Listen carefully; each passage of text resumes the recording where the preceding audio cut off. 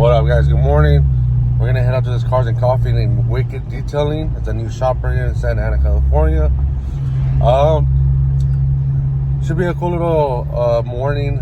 Cars and Coffee. I've never been to this. I might be the first one. I'm not sure, so it might not be a lot of people. It might be a lot of people. Who really knows? But we're gonna check this out.